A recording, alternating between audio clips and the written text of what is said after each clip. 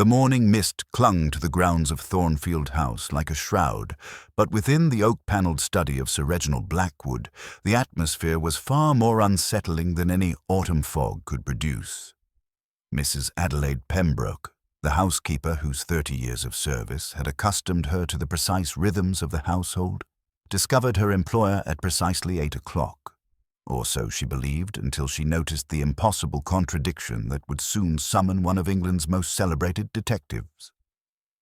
Sir Reginald sat slumped in his leather chair behind the massive mahogany desk, his morning tea grown cold in its spode cup, his silver hair dishevelled in a manner that would have mortified him in life. The ornate letter-opener, a family heirloom adorned with the Blackwood crest, protruded from between his shoulder blades at an angle that spoke of swift, determined violence.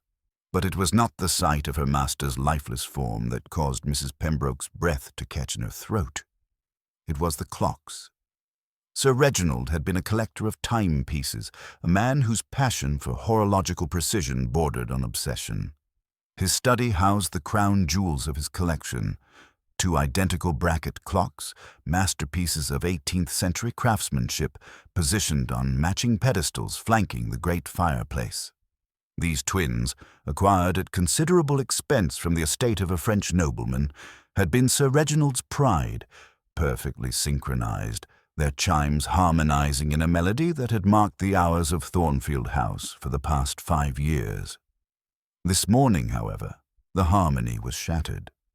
The left clock, its gilded case gleaming in the pale morning light, displayed the time as 8 o'clock precisely, its hands pointing with mechanical certainty to the hour and 12. But its twin, identical in every visible detail, told a different story entirely. Its hands indicated 10 minutes past 9, a discrepancy so profound, so utterly contrary to Sir Reginald's meticulous nature, that it seemed to mock the very concept of temporal order. Mrs. Pembroke approached the desk with trembling steps, her trained eye automatically cataloguing the scene. The Morning Post lay unopened beside Sir Reginald's elbow. His fountain pen rested precisely parallel to the desk's edge, as was his custom. The leather-bound appointment book remained open to yesterday's page, the final entry written in his careful script. 9:15 p.m., final discussion with V regarding the inheritance. The contradiction of the clocks seemed to pulse through the room like a discordant heartbeat. Mrs. Pembroke had wound both timepieces herself just 3 days prior, under Sir Reginald's watchful supervision. They had been perfectly synchronized then, as they had been every day since their installation. For them to show different times now was not merely unusual. It was impossible, unless someone had deliberately tampered with their mechanisms. The housekeeper's gaze swept the room, searching for other signs of disturbance. The Persian carpet showed no obvious footprints beyond the daily wear patterns she knew by heart. The books on their shelves stood in perfect order, their leather spines forming neat rows of burgundy and forest green. The crystal decanter of brandy remained untouched on its silver tray, the glasses arranged with mathematical precision. Yet something was wrong beyond the obvious presence of death and the temporal anomaly. The air itself seemed charged with tension, as if the very walls held secrets that demanded revelation. Mrs. Pembroke noticed that the heavy curtains were drawn back exactly as they had been the previous evening, but the window latch appeared slightly loose, unusual for a house where every detail was maintained with military precision. Her trembling fingers reached for the telephone, the weight of discovery settling upon her shoulders like a lead mantle. As she dialed for the police, her eyes remained fixed upon the 2 clocks, their silent faces now witnesses to murder. The left clock continued its honest declaration of 8 o'clock, while its twin persisted in its mysterious assertion that the time was 9:10. In the distance, she could hear the other servants beginning their morning routines, the soft footsteps of the housemaids, the gentle clatter of breakfast preparations from the kitchen below. Soon, this peaceful domestic symphony would be replaced by the harsh discord of official investigation. But for now, in these final moments before the outside world intruded upon Thornfield House, Mrs. Pembroke stood guard over a scene where time itself had become a liar, and death had stopped all clocks save two that could not agree upon the hour of their master's demise. The irony was not lost upon her that Sir Reginald Blackwood, a man who had lived his entire life according to the precise dictates of clockwork, should die in a room where time had become unreliable. As she waited for the police to arrive, Mrs. Pembroke found herself staring at those two contradictory timepieces, wondering if perhaps they held the key to understanding not just when Sir Reginald had died, but why and by whose hand the final hour had been struck.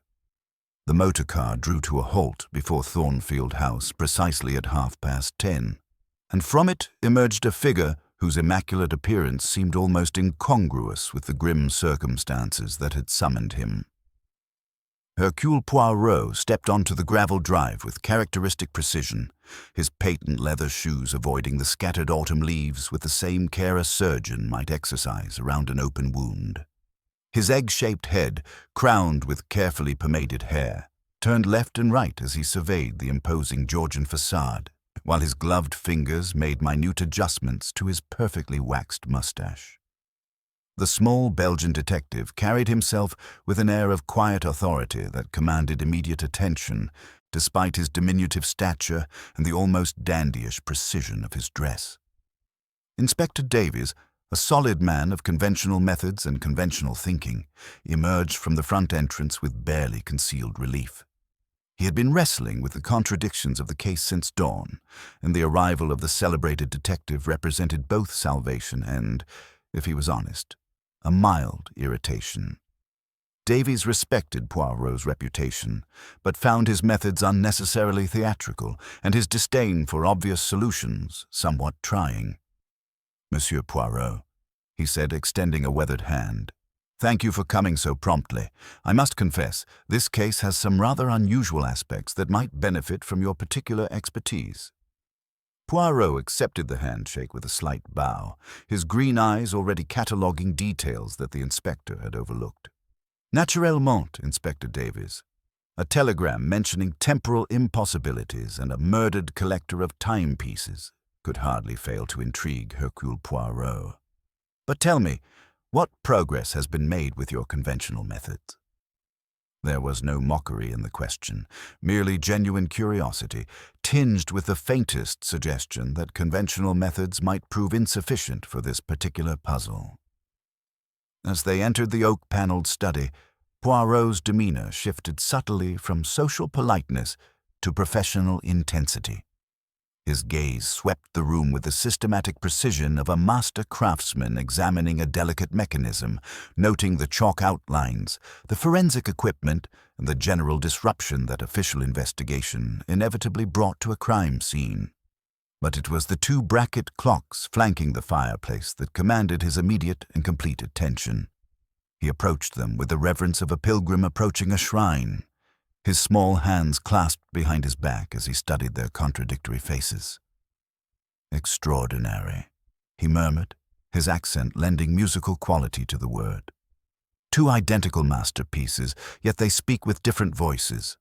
The left declares 8 o'clock with unwavering certainty, while its twin insists upon 9:10 with equal conviction. Inspector, this is not mere mechanical failure or coincidence. This is deliberation. This is a message written in the language of time itself." He turned to Davies with eyes that sparkled with intellectual excitement. "Tell me, what does your forensic examination reveal about these timepieces?" Davies consulted his notebook with the methodical care of a man who trusted only in documented facts.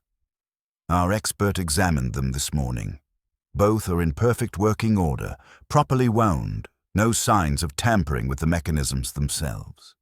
The left clock was apparently stopped and reset to 8 o'clock, while the right continued running normally. The question is when this occurred and by whose hand."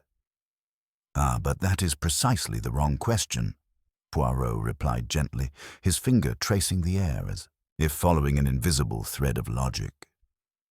"The question is not when or by whom, but why. Why would a murderer concern himself with such elaborate temporal misdirection? What purpose does it serve? Sir Reginald was a man whose life was governed by clockwork precision, was he not?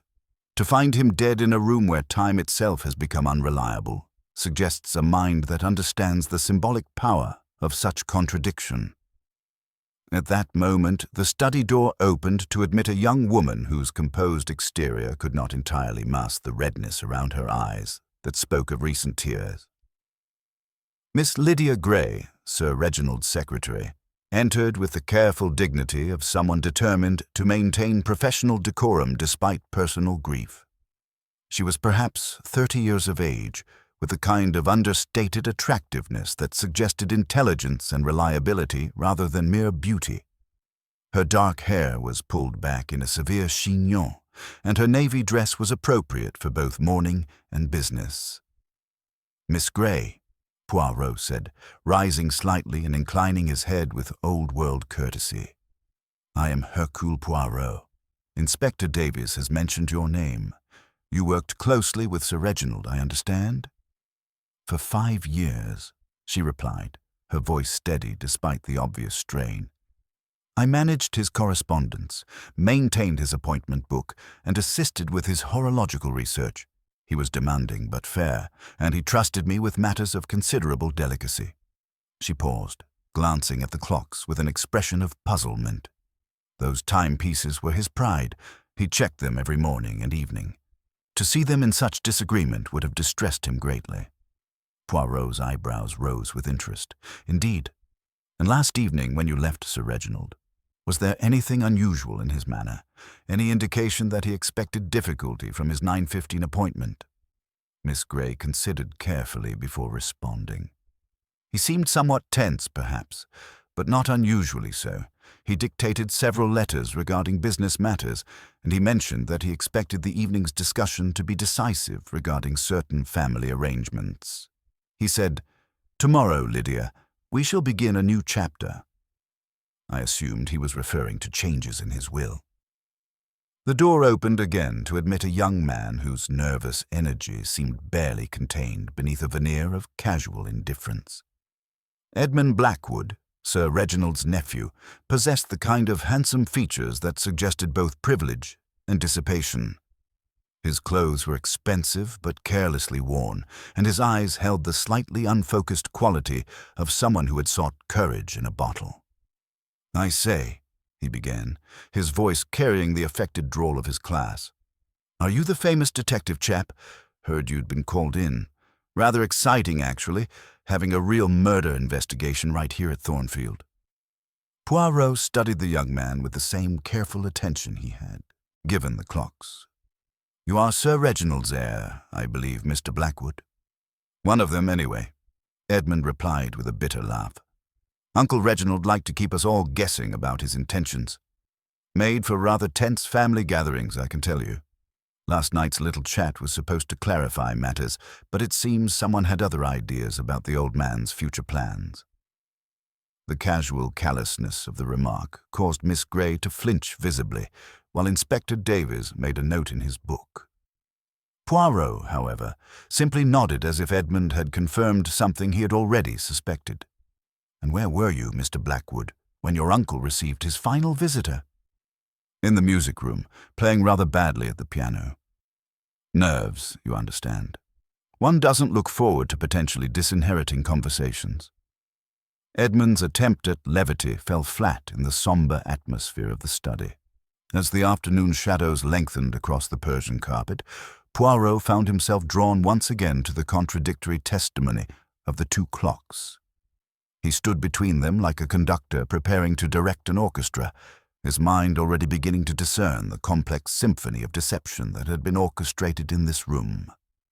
The killer had been clever, perhaps too clever, in attempting to manipulate time itself as an alibi.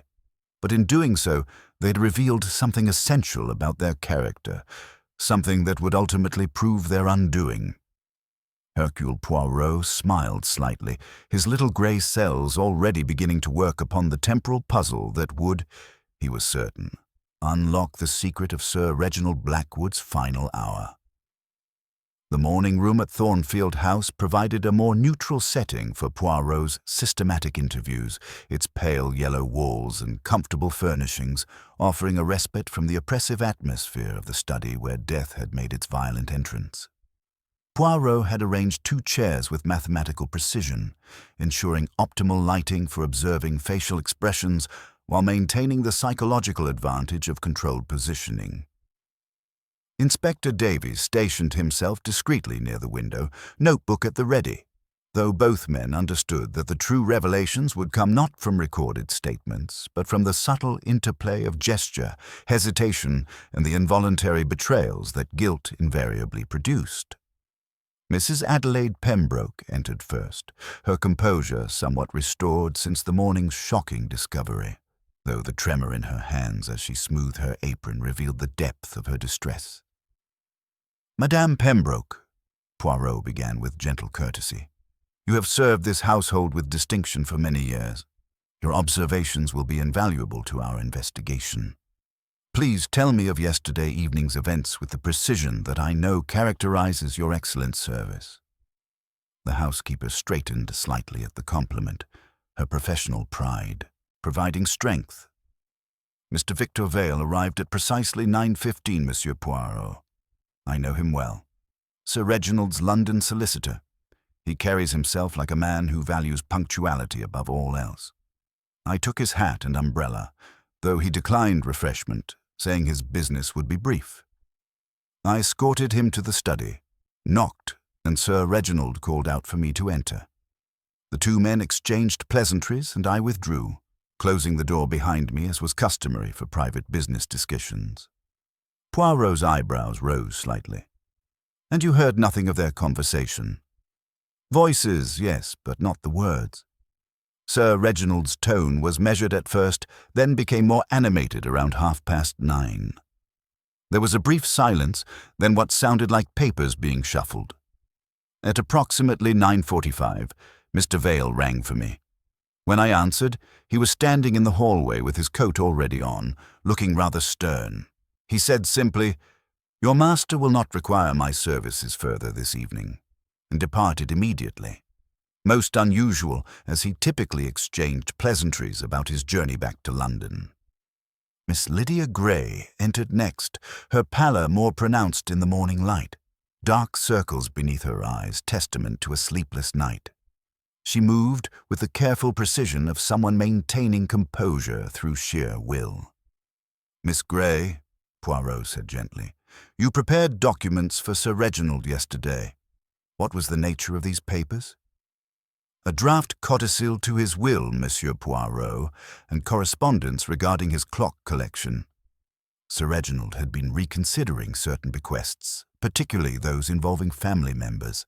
He dictated the codicil himself, specifying that Edmund's inheritance would be contingent upon demonstrating fiscal responsibility and gainful employment for a period of 2 years. He also established a charitable foundation for the preservation of historical timepieces, with the majority of his collection designated for donation to the British Museum. Poirot noted the slight emphasis she placed on certain words. "And your own position in these new arrangements?"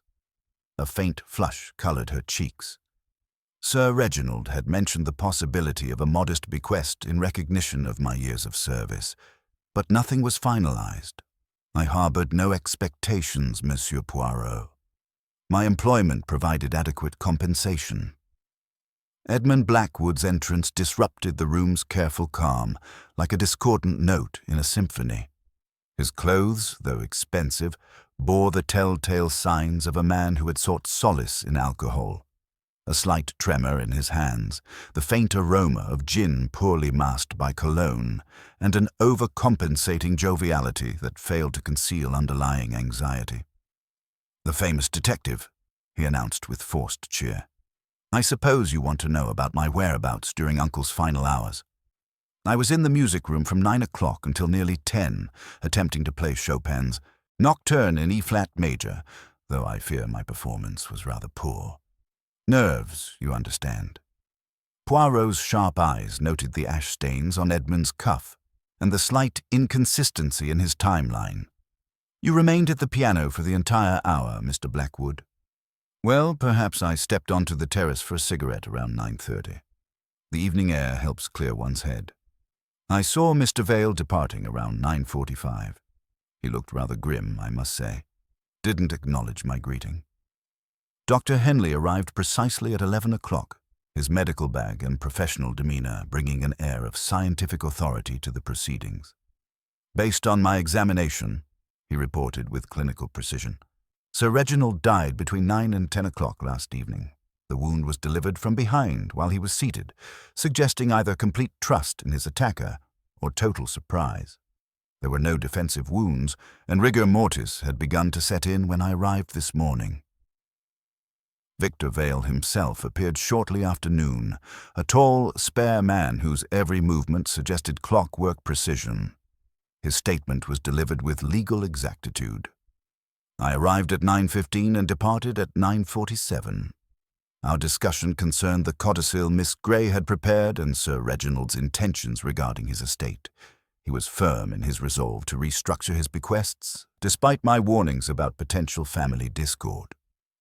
The conversation concluded when he sealed a letter in my presence, which he placed in his safe for collection this morning.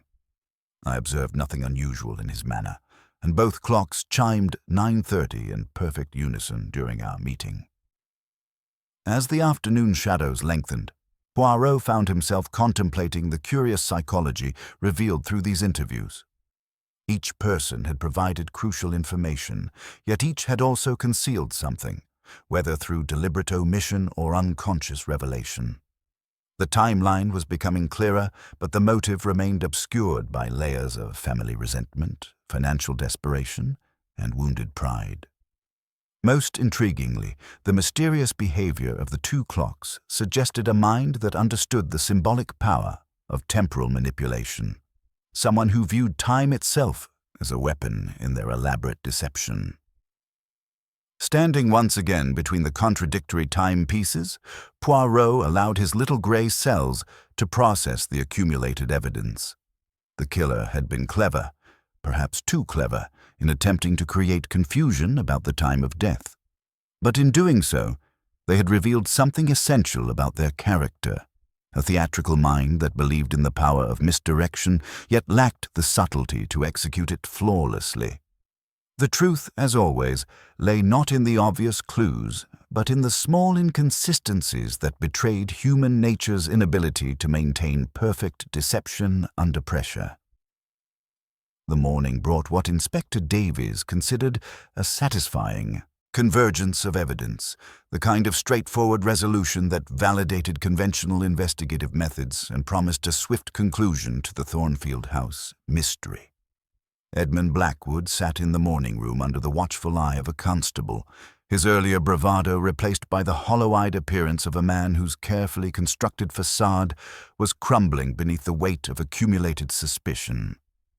Davies entered with the confident stride of a hunter who had successfully cornered his quarry, a manila folder thick with statements and evidence tucked beneath his arm. "Mr. Blackwood," Davies began with professional satisfaction, "our investigation has revealed several compelling facts that place you at the center of this crime. Your financial situation is, to put it delicately, desperate.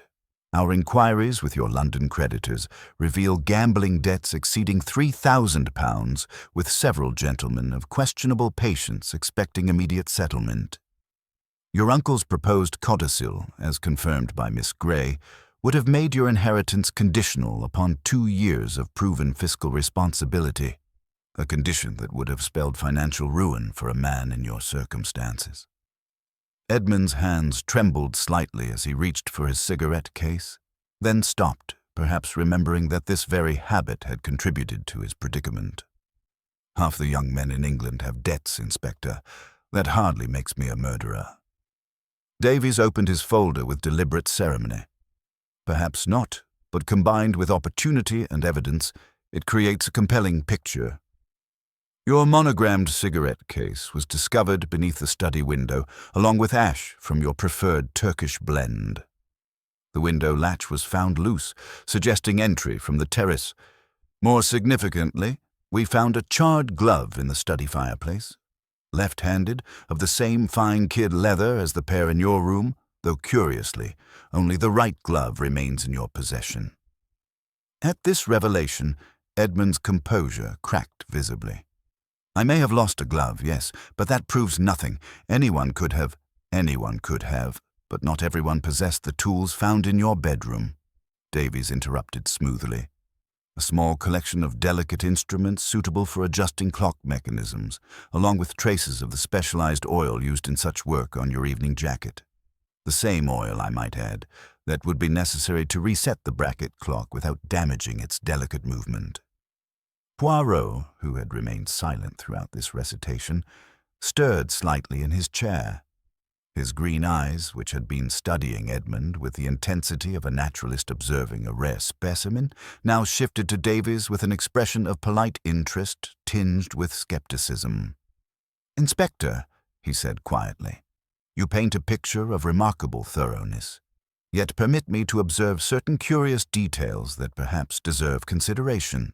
Davies, confident in his evidence, gestured for Poirot to continue, though his expression suggested he considered such observations unnecessary refinements to an already solid case.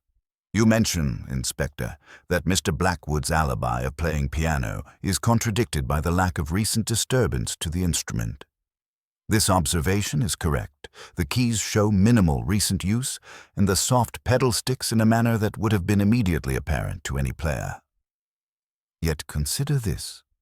If Mr. Blackwood is guilty of this elaborate deception with the clocks, why would he choose such an easily disproven alibi? A guilty man with the presence of mind to manipulate timepieces with surgical precision would surely construct a more convincing cover story." Edmund looked up with desperate hope, but Poirot's expression remained neutral, analytical rather than sympathetic. Furthermore, Poirot continued, rising to examine the evidence Davies had displayed. "The ash you attribute to Mr. Blackwood's Turkish cigarettes is indeed present, but observe its character more closely. Turkish tobacco burns with a distinctive irregular pattern, leaving flaky ash with visible fiber. This ash is compact, uniform, consistent with a Virginia blend of the sort purchased in standard packets from any London tobacconist. Someone wished us to believe Mr. Blackwood had been smoking here, but the evidence suggests otherwise." Davies frowned, consulting his notes. "Even accepting your expertise in tobacco ash, the financial motive remains compelling, as does the physical evidence of the glove and the tools." "Ah, yes, the glove," Poirot mused, his fingers tracing the air as if following an invisible thread of logic. "Tell me, Inspector, what manner of man burns a glove to conceal evidence yet leaves his monogrammed cigarette case beneath the very window through which he committed murder? It suggests either remarkable stupidity or deliberate misdirection." At that moment, Miss Grey appeared in the doorway, her face pale with distress. "Inspector Davies, I must speak with you immediately. I've discovered something in Sir Reginald's correspondence that changes everything." She held a leather portfolio against her chest, her hands shaking with nervous energy. Davies accepted the portfolio with interest, while Poirot observed Miss Grey's manner with characteristic attention to psychological detail. Her distress seemed genuine, but there was something calculated in her timing, something rehearsed in her presentation. "These are drafts of letters Sir Reginald dictated yesterday," she explained, her voice carefully controlled. "I found them when organizing his papers this morning. He was corresponding with the Law Society about irregularities in Mr. Vale's handling of estate documents. Apparently, Sir Reginald had discovered discrepancies in several recent transactions and was preparing to file a formal complaint." The implications of this revelation struck Davies immediately. Vale had motive beyond what we suspected. Professional ruin, criminal charges, that's a powerful incentive for murder. Poirot accepted the letters from Davies, studying them with the same meticulous attention he had given the clocks. The handwriting was Sir Reginald's characteristic script, but something in the phrasing struck him as unusual. "Miss Grey, these letters, did you transcribe them directly from Sir Reginald's dictation?" "Yes, Monsieur Poirot." He was quite specific about the wording, particularly regarding the dates and amounts in question. And Mr. Vale's briefcase, which he departed without. Did you observe its contents when he arrived? Miss Gray hesitated slightly. Legal documents, I assumed. Mr. Vale was always most particular about his papers. Davies, sensing the case shifting beneath his feet, struggled to maintain his earlier confidence. Whether Vale had additional motives or not, the evidence against Blackwood remained substantial. The glove, the tools, the financial desperation. The evidence, Poirot interrupted gently, tells us that someone wished Mr. Blackwood to appear guilty. But the psychological profile of our true murderer emerges not from the obvious clues, but from the subtle inconsistencies. The theatrical manipulation of the clocks suggests a mind that appreciates irony and symbolism. The careful placement of evidence points to someone familiar with investigative procedures. Most tellingly, the timing of these revelations about Mr. Vale's alleged misconduct comes at precisely the moment when suspicion focuses most heavily upon Mr. Blackwood. Standing once again between the two contradictory timepieces, Poirot allowed his little grey cells to process the accumulated evidence with characteristic precision. The obvious solution, Edmund as the desperate heir driven to murder, satisfied conventional logic but failed to account for the psychological complexity revealed in the crime's execution.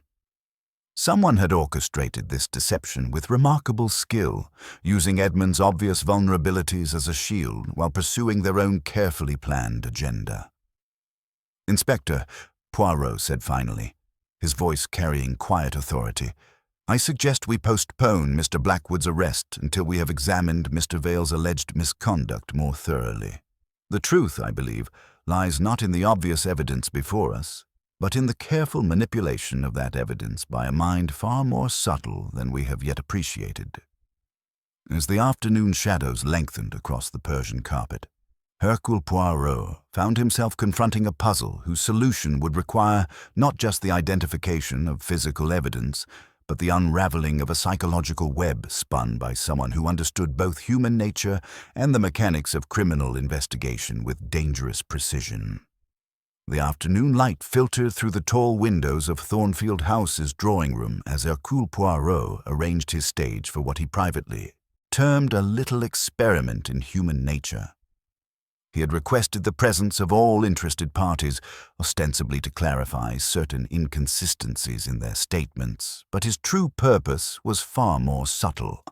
The Belgian detective understood that guilt, like a poorly wound timepiece, inevitably betrays itself through irregular behavior, and he intended to create the precise conditions necessary to observe such betrayals.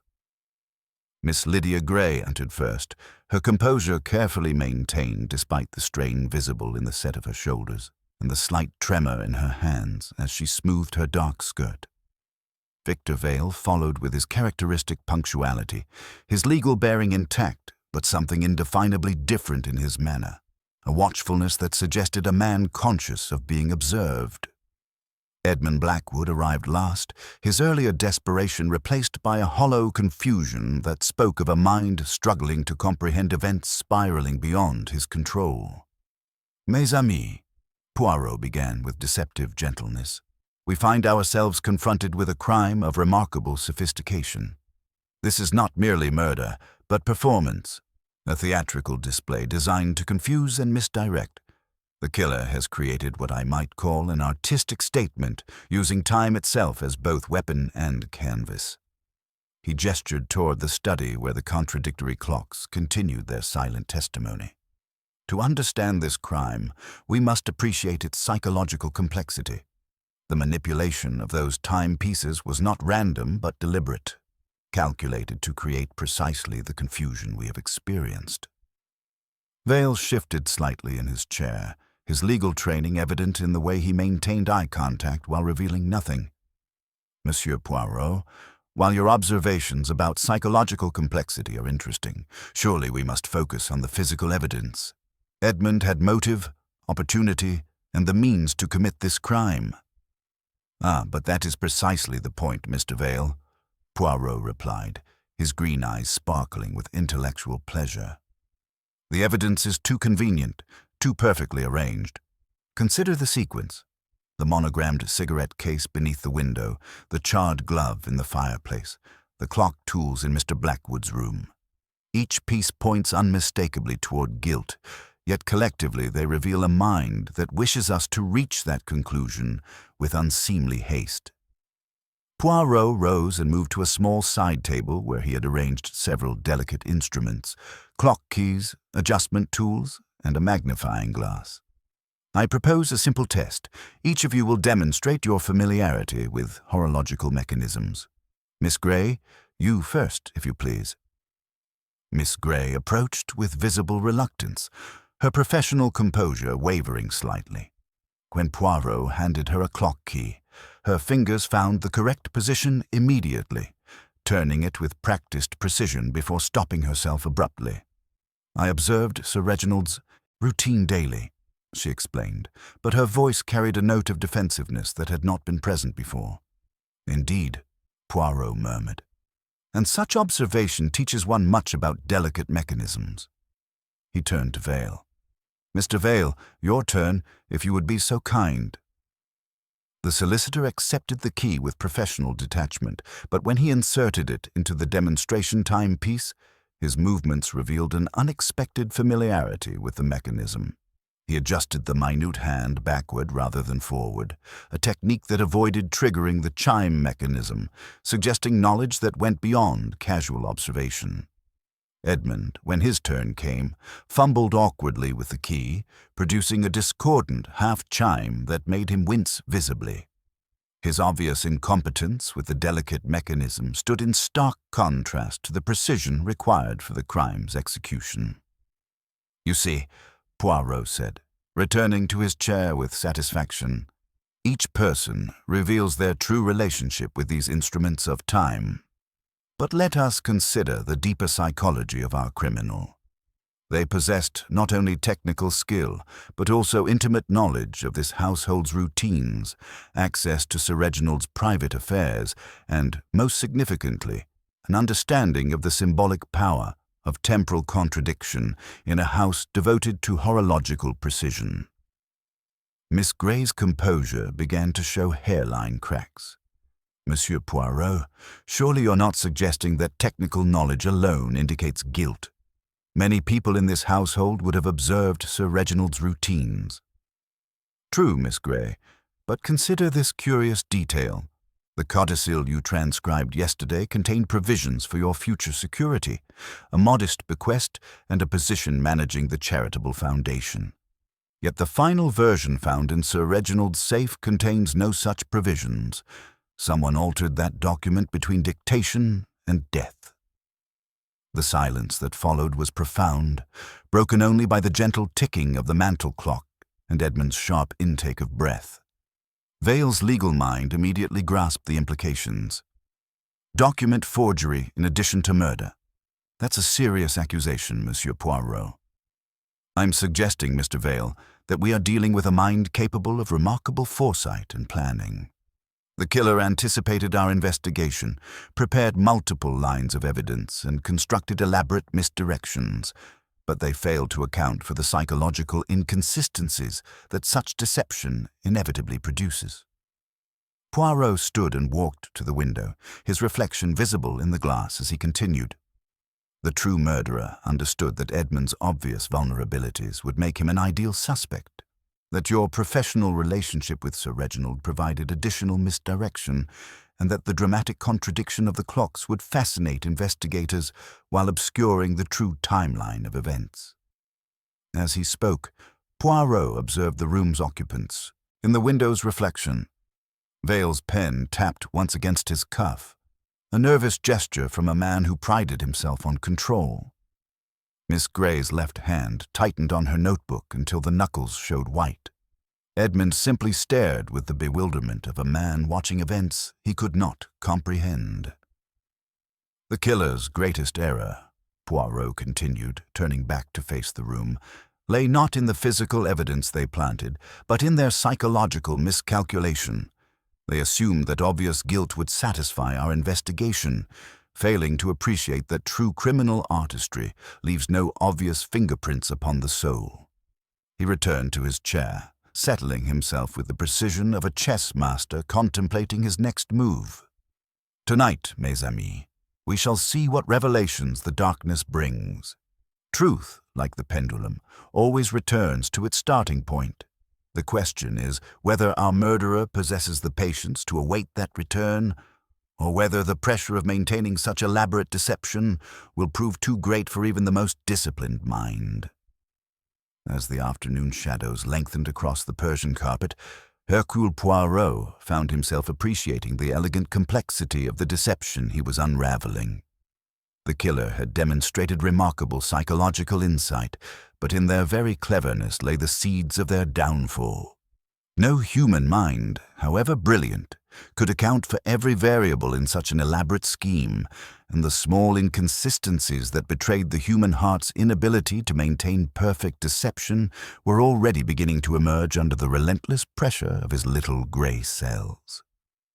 The oppressive silence that had settled over Thornfield House after Poirot's afternoon revelations was broken at precisely 12 minutes past midnight by a sound that would haunt the memories of all who heard it. A sharp, terrified scream that echoed through the corridors before cutting off with chilling abruptness. Hercule Poirot, who had been sitting by his window contemplating the psychological pressures he had deliberately applied to his suspects, was instantly alert. He understood that such pressure, like steam in a sealed vessel, must eventually find release, though he had not anticipated and it would take such a violent form. Inspector Davies emerged from his room simultaneously, his service revolver drawn, as servants peered fearfully from their quarters. The two men descended the grand staircase with urgent caution, their footsteps echoing in the sudden stillness. At the bottom of the stairs, illuminated by the pale moonlight streaming through the tall windows, lay Miss Lydia Gray in a crumpled heap, her dark dress spread around her like spilled ink, her neck twisted at an angle that spoke eloquently of death's swift arrival. Mrs. Pembroke, who had been first to respond to the scream, knelt beside the fallen secretary with tears streaming down her weathered cheeks. "She's gone, Inspector," the housekeeper whispered, her voice breaking. "I heard the scream, then a terrible thud. When I reached her, it was already too late." The scene appeared tragically straightforward. A woman, perhaps unable to sleep due to the day's tensions, had ventured downstairs in darkness and suffered a fatal fall. Yet Poirot's trained eye immediately detected the discordant notes in this seemingly simple tragedy. He approached the staircase with characteristic precision, his gaze moving methodically from the body to the banister, from the landing above to the polished steps below. "Inspector," he said quietly, kneeling beside the ornate newel post, "observe this small but significant detail." His gloved finger traced a fresh scratch in the wood, barely visible but unmistakably recent. This mark speaks not of accident but of struggle, a hand grasping desperately as balance was lost, not through clumsiness, but through force. Davies examined the evidence with growing concern. "You're suggesting she was pushed?" "I'm suggesting, mon ami, that Miss Gray's death was as carefully orchestrated as Sir Reginald's, though with less finesse and considerably more desperation." Poirot's attention shifted to a small wooden bird, one of Sir Reginald's cherished curios, lying shattered near Miss Gray's outstretched hand. The delicate Swiss carving had always resided on the landing table, a sentimental reminder of happier times. This ornament was displaced during the struggle, clutched perhaps in Miss Gray's final desperate moment, or knocked aside by her attacker's movements. The Belgian detective ascended several steps, his eyes cataloguing every detail with forensic precision. The light switch at the top of the staircase was in the off position, though the household had been awakened by the scream. Someone had deliberately plunged the area into darkness, either before or immediately after the fatal confrontation. More tellingly, the Persian runner at the top of the stairs showed a slight displacement, as if someone had stood there waiting, then moved quickly to avoid detection. The psychology of this second crime reveals much about our killer's state of mind, Poirot observed, returning to examine Miss Grey's body with professional detachment. Yesterday's revelations about document forgery and Sir Reginald's true intentions created unbearable pressure. Miss Grey, with her intimate knowledge of Sir Reginald's affairs and her access to all correspondence, represented a threat that could no longer be tolerated. Whether she had discovered additional evidence or was merely suspected of possessing dangerous knowledge, she had to be silenced. Davies consulted his pocket watch with grim efficiency. The timing suggests premeditation. Someone arranged to meet her here or followed her when she left her room. This wasn't a chance encounter or a moment of panic. It was calculated murder disguised as accident. Edmund Blackwood appeared at the top of the stairs, his face pale with shock and his hands trembling as he gripped the banister. "Good God, what's happened? I heard the most terrible scream." His eyes fell upon Miss Grey's motionless form, and he swayed slightly, whether from genuine distress or guilty knowledge remained unclear. Victor Vale emerged from the direction of the morning room, his legal composure intact despite the late hour and tragic circumstances. "I was unable to sleep and came down for a book," he explained with characteristic precision. "I heard the commotion and came immediately. How dreadful. Poor Miss Grey. Was it a fall?" "That, Mr. Vale, remains to be determined," Poirot replied, noting the solicitor's quick glance toward the displaced runner and the careful way he avoided looking directly at the scratch marks on the banister. "What is certain is that our investigation has entered a new and more dangerous phase. The killer's desperation has overcome their previous careful planning, forcing them into increasingly risky actions." As the household stirred with the grim business of dealing with a second death, Poirot found himself appreciating the cruel irony of the situation. Miss Grey, who had possessed such intimate knowledge of Sir Reginald's affairs, had become a victim of the very secrets she had helped to conceal.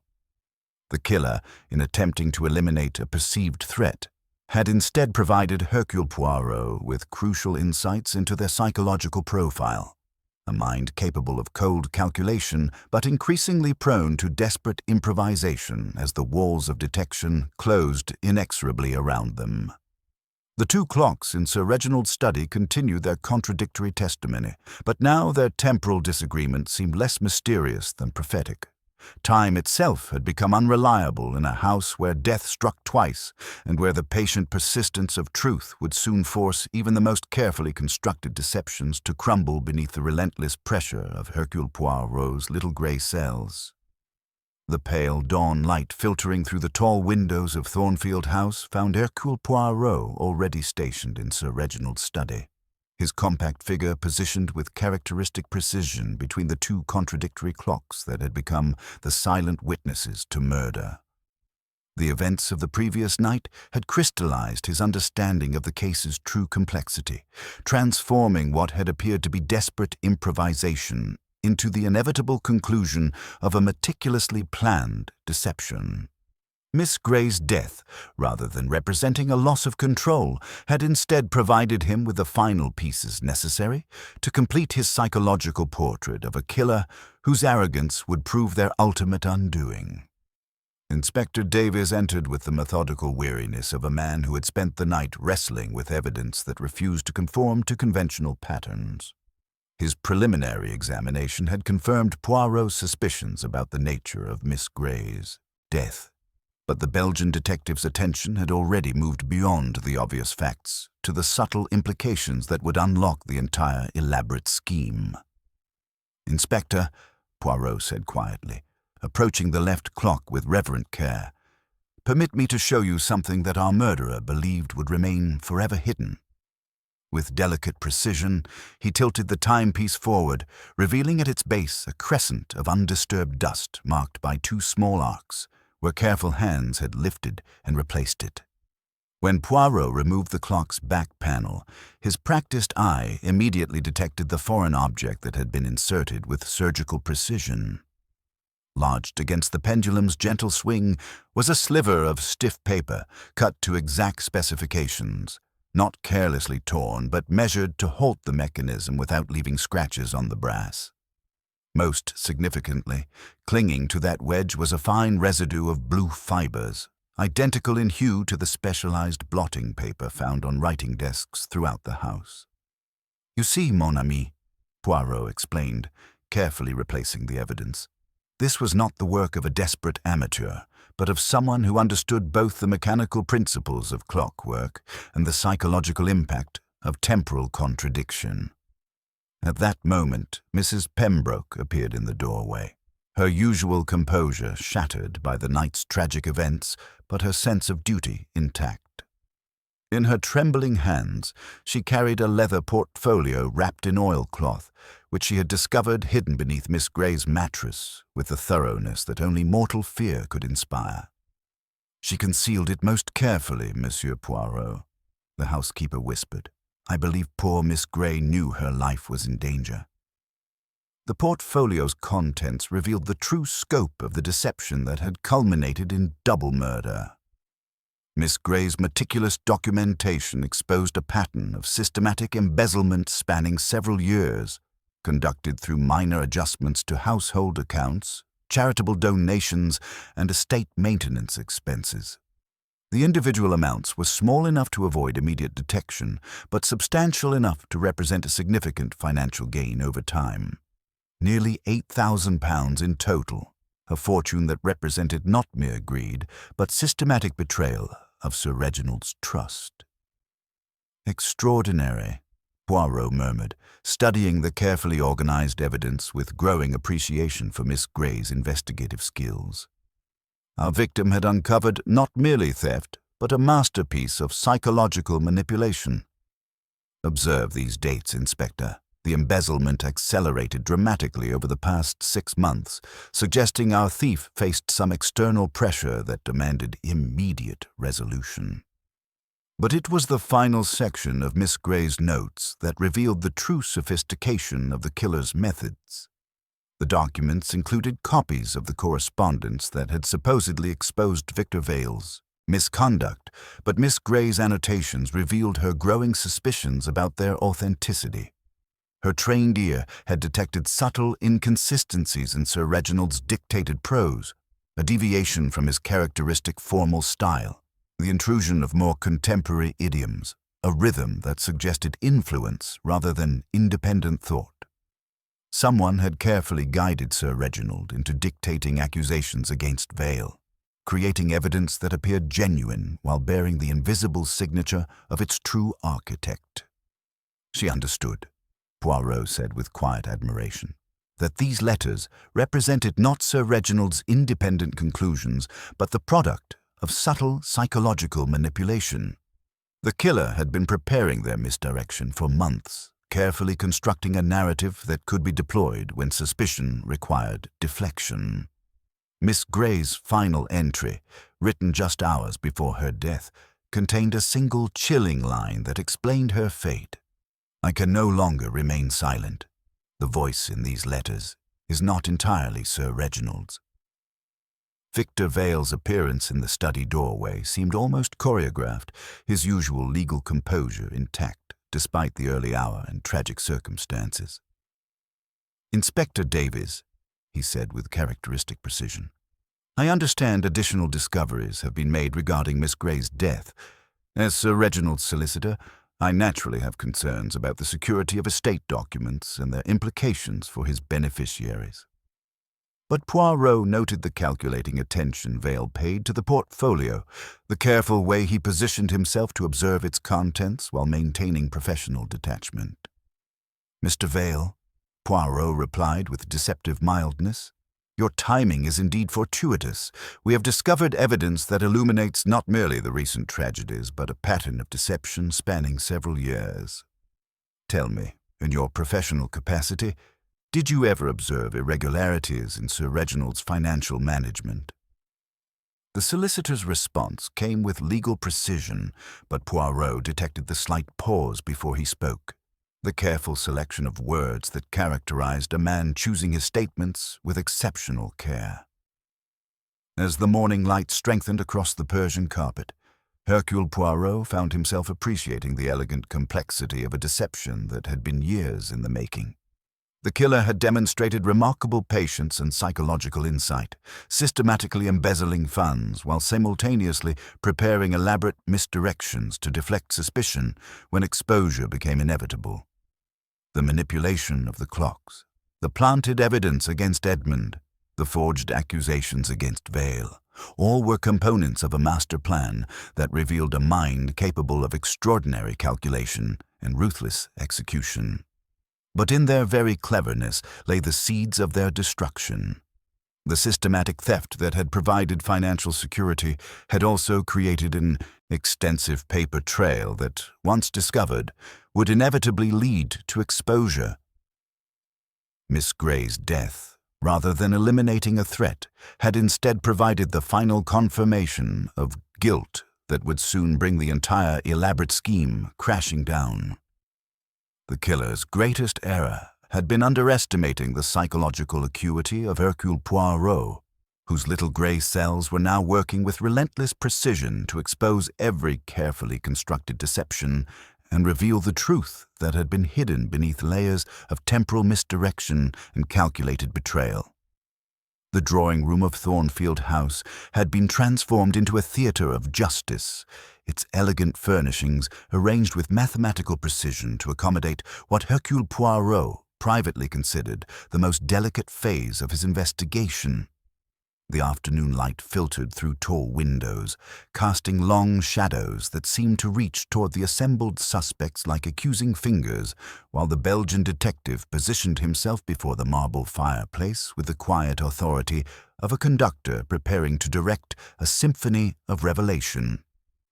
Inspector Davies stood near the door with professional alertness, his notebook ready to record what promised to be either confession or final deception, while the remaining players in this grim drama occupied their chairs with the careful tension of individuals who understood that their fates hung in the balance of the next hour's revelations. Mrs. Adelaide Pembroke entered first, her weathered hands betraying a tremor that 30 years of impeccable service had never previously revealed, followed by Edmund Blackwood, whose earlier desperation had given way to the hollow confusion of a man watching events spiral beyond his comprehension. Victor Vale arrived with characteristic punctuality, his legal bearing intact, but something indefinably different in his manner. A watchfulness that suggested a professional man conscious of standing at the edge of a precipice where reputation and freedom might be lost with equal swiftness. "Mes amis," Poirot began, his accented voice carrying the quiet authority that commanded immediate attention from even the most distracted minds. "We have reached the moment when all deceptions must yield to the inexorable pressure of accumulated truth. This case has been remarkable not merely for its violence, but for its psychological sophistication, a masterpiece of misdirection that reveals a mind capable of extraordinary calculation and ruthless execution." He gestured toward the study where the contradictory clocks continued their silent testimony, their temporal disagreement now serving as a monument to human duplicity and the dangerous lengths to which desperation could drive even the most trusted souls. The detective moved to a small table where he had arranged the evidence with characteristic precision. Miss Grey's leather portfolio, the delicate tools used to manipulate clockwork mechanisms, and most significantly, a magnifying glass focused upon a narrow strip of blue blotting paper that appeared innocuous until one understood its deadly purpose. The killer's greatest achievement, Poirot continued, his green eyes sparkling with intellectual appreciation, lay not in the murders themselves, but in the elaborate psychological framework constructed to deflect suspicion onto innocent parties.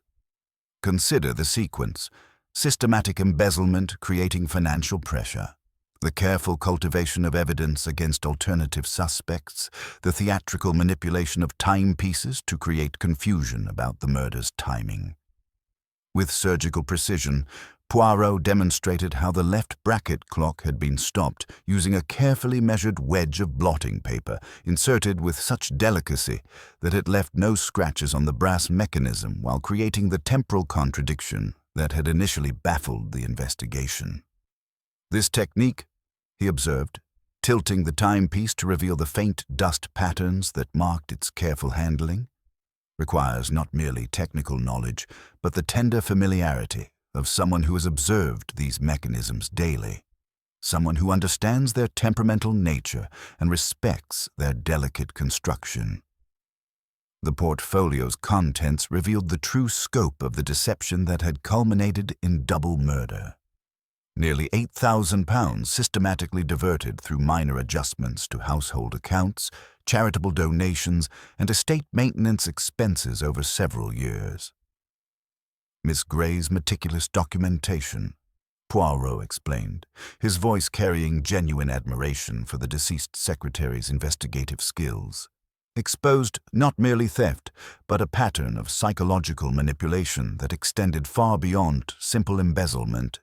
The acceleration of these thefts in recent months suggests external pressure that demanded immediate resolution, perhaps debts that could no longer be deferred or obligations that threatened to expose the entire criminal enterprise.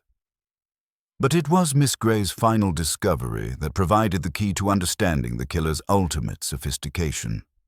Her recognition that the correspondence supposedly exposing Victor Vale's misconduct bore subtle inconsistencies that revealed its true authorship. Someone had carefully guided Sir Reginald into dictating these accusations. Poirot continued, producing the relevant documents with ceremonial gravity, creating evidence that appeared genuine while serving the killer's purpose of preparing alternative suspects when exposure became inevitable. As the afternoon shadows lengthened across the Persian carpet, Poirot's gaze swept the assembled faces with the intensity of a master craftsman examining his most delicate work. The true murderer possessed not only technical knowledge of horological mechanisms, but intimate familiarity with this household's routines, access to Sir Reginald's private correspondence, and most significantly, the psychological sophistication necessary to orchestrate such an elaborate deception over many years. They understood that Edmund's obvious vulnerabilities would make him an ideal suspect, that accusations against Mr. Vale would provide additional misdirection, and that the dramatic contradiction of the clocks would fascinate investigators while obscuring the true nature of their crimes. The silence that followed was profound, broken only by the gentle ticking of the mantel clock and the almost inaudible sound of someone's carefully controlled breathing growing slightly more rapid under the pressure of Poirot's relentless logic. The Belgian detective allowed this silence to work its psychological magic, understanding that guilt, when subjected to sufficient pressure and confronted with irrefutable evidence, must eventually surrender to the inexorable demands of justice. "Tomorrow morning," Poirot concluded with quiet finality, his small figure radiating an authority that seemed to fill the elegant room, "we shall see whether human cunning can ultimately triumph over truth, or whether the most elaborate deception must eventually crumble beneath the weight of its own contradictions. The pendulum of justice swings toward its final revelation, and not even the most sophisticated manipulation of time itself can delay its arrival indefinitely." The morning light streaming through the tall windows of Thornfield House's drawing room seemed to strip away the shadows that had concealed truth for so many years, and as Hercule Poirot positioned himself before the assembled company with characteristic precision, the very air seemed charged with the electricity of approaching revelation. Inspector Davies stood near the door with professional alertness, his notebook ready to record what promised to be either confession or final deception, while the remaining players in this elaborate drama occupied their chairs with the careful tension of individuals who understood that their fates hung in the balance of the next hour's disclosures. Mrs. Adelaide Pembroke entered with her usual dignified composure, though the tremor in her weathered hands betrayed the strain of maintaining such careful control, followed by Edmund Blackwood, whose earlier desperation had given way to hollow confusion, and Victor Vale, whose legal bearing remained intact despite the obvious relief that flickered briefly across his features as he sensed the direction of Poirot's investigation. "Mes amis," Poirot began, his accented voice carrying the quiet authority that commanded immediate attention from even the most distracted minds. We have reached the moment when all deceptions must yield to the inexorable pressure of accumulated truth, when the most elaborate psychological manipulation must crumble beneath the weight of physical evidence and logical deduction. His green eyes swept the assembled faces with forensic precision, noting the subtle variations in breathing, the almost imperceptible shifts in posture, the involuntary betrayals that guilt invariably produces when confronted with irrefutable logic. With ceremonial gravity, he approached the evidence table where the components of his case lay arranged like pieces of an elaborate puzzle finally ready for assembly. Beginning with the delicate strip of blotting paper that had been used to sabotage the left bracket clock with such surgical precision that it left no scratches on the brass mechanism while creating the temporal contradiction that had initially baffled the investigation. This wedge, Poirot continued, holding the evidence to the light, bears the watermark of Turner and Braithwaite, Fleet Street, and when matched with the remaining sheet found this morning in the domestic office, the torn edges align with mathematical precision, two halves of the same deliberate deception. He demonstrated how the paper had been inserted with the tender familiarity of someone who had observed these mechanisms daily for years, someone who understood their temperamental nature and respected their delicate construction. Someone whose duties included the weekly winding of these very timepieces under Sir Reginald's watchful supervision. The dust patterns beneath the left clock recorded the careful lifting and replacement by hands that knew exactly how to manipulate these precious instruments without leaving obvious traces, while the faint residue of specialized horological oil on the mechanism matched samples found on cleaning cloths in the housekeeper's supply closet. The systematic embezzlement revealed by Miss Grey's meticulous investigation represented nearly £8,000, diverted through countless minor adjustments over several years. But Poirot's examination of the domestic ledger revealed an even more sophisticated deception. Entries that alternated between two different inks, and when subjected to careful heat analysis, showed evidence of erasures made with milk and scraped clean to accept falsified figures in a different hand entirely. The acceleration of these thefts in recent months, Poirot observed, producing banking records that traced the stolen funds to a private account at Harrington's in Market, Bixby, opened under the maiden name of Adelaide Hart, suggests external pressure that demanded immediate resolution, perhaps obligations that could no longer be deferred without exposing the entire criminal enterprise. But it was the psychological sophistication of the killer's misdirection that truly revealed their identity, for someone had carefully guided Sir Reginald into dictating the accusations against Victor Vale, creating evidence that appeared genuine while serving the purpose of preparing alternative suspects when exposure became inevitable. The correspondence bears subtle inconsistencies that Miss Grey's trained ear detected, Poirot explained, deviations from Sir Reginald's characteristic formal style, the intrusion of more contemporary idioms, a rhythm that suggested influence rather than independent thought, the invisible signature of someone who stood behind his chair during dictation, someone whose presence was so natural, so expected, that he never questioned her subtle suggestions. The physical evidence of Miss Grey's murder provided the final confirmation of guilt, for the fibers recovered from beneath her fingernails matched the dark wool of a housekeeper's dress, while the shattered Swiss bird found near her body bore fresh traces of beeswax polish applied that very afternoon as part of a routine cleaning schedule. The displaced Persian runner at the top of the stairs, the deliberately darkened landing, the scratch marks on the banister where desperate hands had sought purchase, all spoke of a carefully planned encounter between victim and killer, someone Miss Grey trusted sufficiently to meet in darkness, someone whose presence in the corridors at midnight would arouse no suspicion from other servants. "Mrs. Adelaide Pembroke," Poirot said finally, his voice carrying the weight of absolute certainty. "Your 30 years of faithful service provided the perfect camouflage for systematic betrayal. Your intimate knowledge of Sir Reginald's habits enabled the elaborate temporal deception. Your access to all household correspondence allowed you to forge accusations against innocent parties. and your position of absolute trust gave you the opportunity to guide his thoughts, influence his decisions, and ultimately eliminate the witnesses who threatened to expose your carefully constructed web of lies. The silence that followed was profound, broken only by the gentle ticking of the mantel clock, its steady rhythm seeming to mock the temporal chaos that had been created in Sir Reginald's study, until Mrs. Pembroke's carefully maintained composure finally cracked like ice under pressure. 30 years, she whispered, her voice carrying the dignity of someone who refused to abandon her principles even in defeat.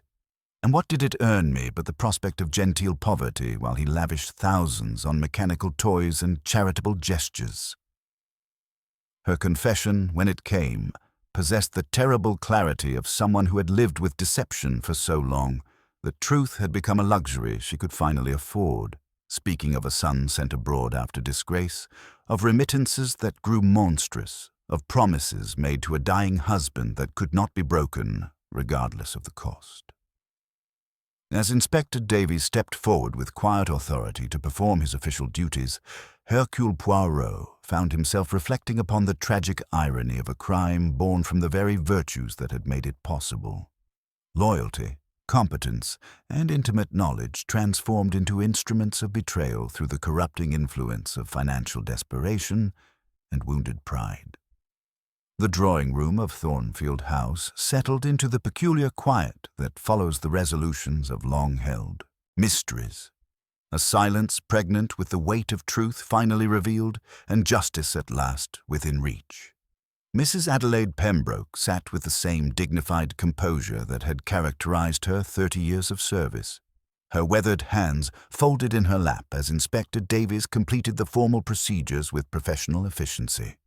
The handcuffs clicked with metallic finality around wrists that had maintained the facade of perfect service while systematically betraying the trust placed in them. Yet even in defeat, her bearing remained intact, a testament to the complex psychology that had enabled such elaborate deception for so many years.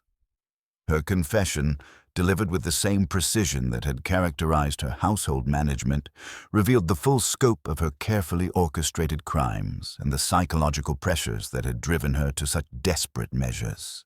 My son Harold's gambling debts in Monte Carlo escalated beyond my ability to manage through normal means, she explained with bitter clarity, her voice carrying the weight of someone who understood the magnitude of her fall from grace. His threats of suicide if abandoned by his family created an emotional blackmail that I found impossible to resist.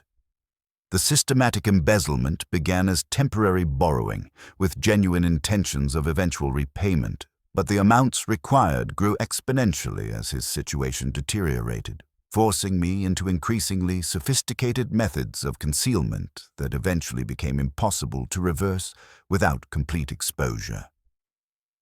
The manipulation of Sir Reginald's correspondence had been particularly insidious, she admitted, accomplished through subtle suggestions during dictation that gradually shaped his thoughts toward suspicion of Victor Vale. I would stand behind his chair, she continued, offering innocent observations about certain inconsistencies I had noticed, allowing him to reach what appeared to be independent conclusions while actually representing my own calculated misdirection. The clocks were my greatest mistake. I thought the temporal contradiction would create confusion, provide alternative theories that would delay discovery until I could arrange my departure. But I underestimated the psychological insight of Monsieur Poirot, and the very complexity of my deception became the thread that unraveled everything. Edmund Blackwood, whose obvious vulnerabilities had made him an ideal suspect in Mrs. Pembroke's calculations, received her confession with a mixture of relief and bewildered anger that spoke to the psychological damage inflicted by false accusation. She watched me struggle, he said with quiet bitterness, his voice carrying a maturity that seemed to have aged him years in mere days, knew exactly how desperate I had become, and used that knowledge to construct her perfect scapegoat while maintaining the pretense of concern for my welfare. Yet, as the full scope of the deception became clear, something remarkable occurred in the young man's demeanor. a transformation from selfish desperation to genuine remorse that suggested the possibility of redemption. Victor Vale's vindication came with the grim satisfaction of professional reputation restored, though the solicitor's legal mind immediately grasped the implications of Mrs. Pembroke's systematic document forgery for other clients who might have been similarly manipulated over the years. "To think such deceit could fester for so long," he remarked to Poirot, his earlier wariness replaced by genuine admiration for the detective's relentless pursuit of truth. Right under Sir Reginald's nose, he trusted her implicitly. Yet Vale's relief was tempered by his recognition that his final conversation with Sir Reginald had been conducted under the shadow of fabricated suspicions, a poisoning of their professional relationship that had died with the truth.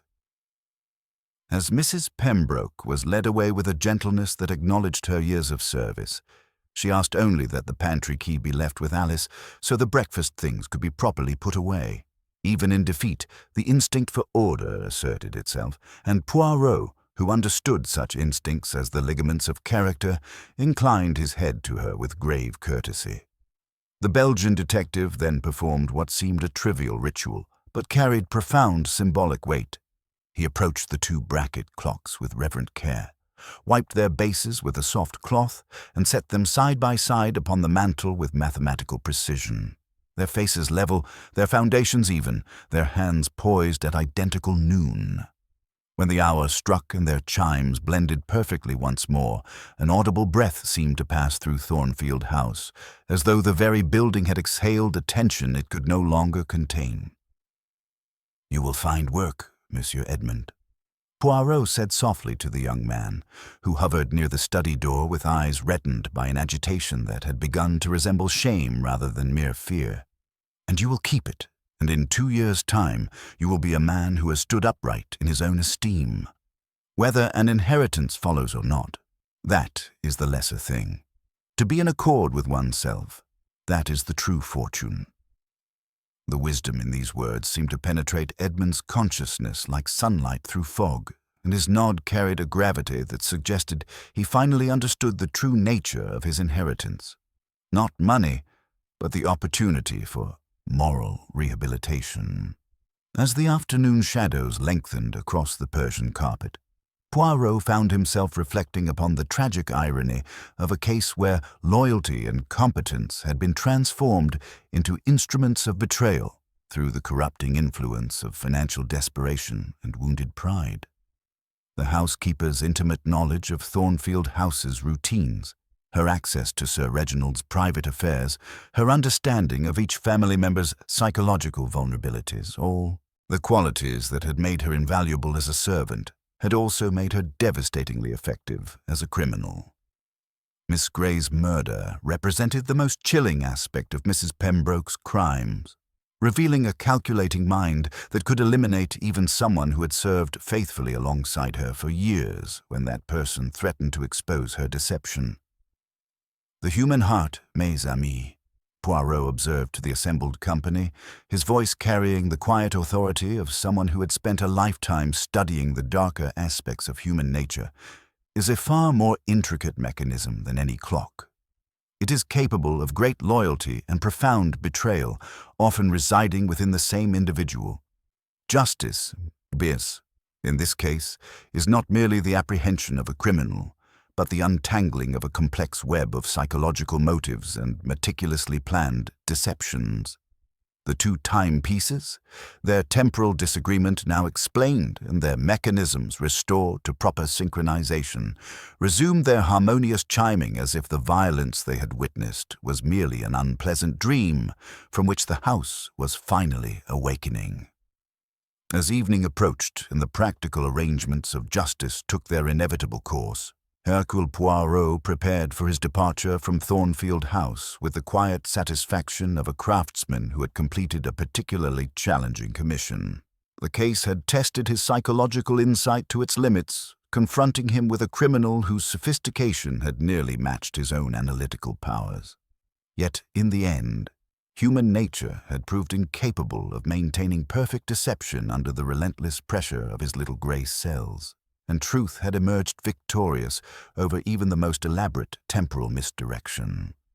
Standing once more between the now synchronized clocks, Poirot reflected that even the most perfectly wound timepieces could not turn back the hours to restore innocence once it had been irrevocably shattered by the revelation of human duplicity carried to its ultimate, murderous conclusion.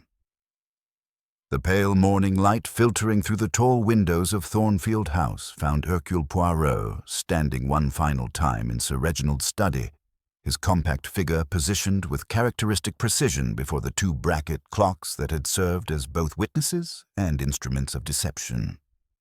The timepieces now chimed in perfect harmony, their synchronized voices marking the passage of hours with the mathematical precision that their late owner had so valued, their brief discord merely a memory of the elaborate psychological manipulation that had temporarily transformed them into weapons of misdirection.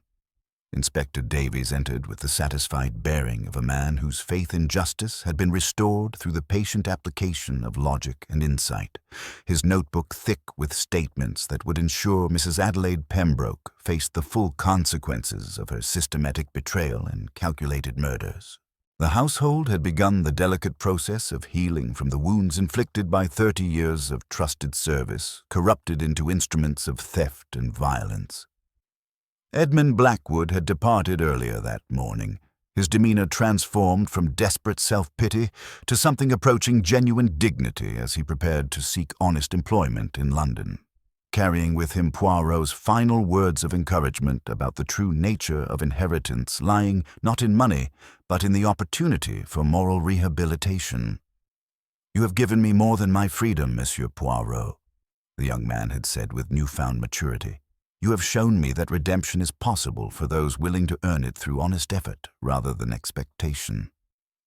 The detective had observed this transformation with quiet satisfaction, understanding that sometimes the greatest victory lay not merely in solving a crime, but in preventing its consequences from destroying innocent lives caught in the web of another's deception. Victor Vale's vindication had restored his professional reputation, though the solicitor remained sobered by his recognition of how easily trust could be manipulated by someone with intimate knowledge and patient cunning, his relief tempered by the knowledge that his final conversation with Sir Reginald had been conducted under the shadow of fabricated suspicions that died with the truth. The tragic irony of Miss Lydia Gray's murder continued to weigh upon all who had known her, for the secretary's death represented the most chilling aspect of Mrs. Pembroke's crimes. The calculated elimination of someone who had served faithfully alongside her for years, when that person threatened to expose the elaborate deception that had taken root in the very heart of Thornfield House. As Poirot made his final preparations for departure, adjusting his gloves with meticulous care and ensuring his small valise was packed with mathematical precision, he reflected upon the complex psychology that had driven an otherwise respectable woman to systematic betrayal and ultimately to murder. Mrs. Pembroke's 30 years of faithful service had created not merely the opportunity for crime, but the psychological justification that enabled her to rationalize increasingly serious transgressions. Her intimate knowledge of the household's routines transformed from virtue into weapon through the corrupting influence of financial desperation and wounded pride. "Inspector," he said to Davies, who stood nearby with genuine admiration replacing his earlier skepticism, "you have learned something valuable from this case, I think. The most dangerous evidence is that which arrives too conveniently, dressed in the costume of obvious guilt and marching in perfect formation toward an inevitable conclusion." Davies nodded with the gravity of someone who had witnessed the near-catastrophic consequences of conventional thinking applied to unconventional crimes. "I shall never again trust such theatrical displays of guilt, Monsieur Poirot. Your methods, though unorthodox, have shown me that the human heart reveals itself through inconsistencies that logic cannot ignore, and that the most important investigation occurs not in the physical world, but in the psychological landscape where motives take root and flourish into action." The two men stood in comfortable silence for a moment, the synchronized chiming of the restored clocks serving as a gentle reminder that order, once disrupted by human folly, could be restored through patience and insight. The motor car waited in the circular drive with patient efficiency, its polished chrome reflecting the pale autumn sunlight that seemed to have regained its warmth now that the shadows of deception had been lifted from the Georgian mansion's elegant facade. As Poirot stepped into the vehicle, he paused to deliver one final observation to the assembled household staff, who had gathered to witness his departure with the mixture of gratitude and relief that follows the resolution of long-held mysteries. The human heart, mes amis, is a far more intricate mechanism than any timepiece, capable of great loyalty and profound betrayal, often residing within the same individual. Mrs. Pembroke's crimes were motivated not by simple greed, but by the complex interplay of family obligation, wounded dignity, and the gradual erosion of moral boundaries that desperation inevitably produces.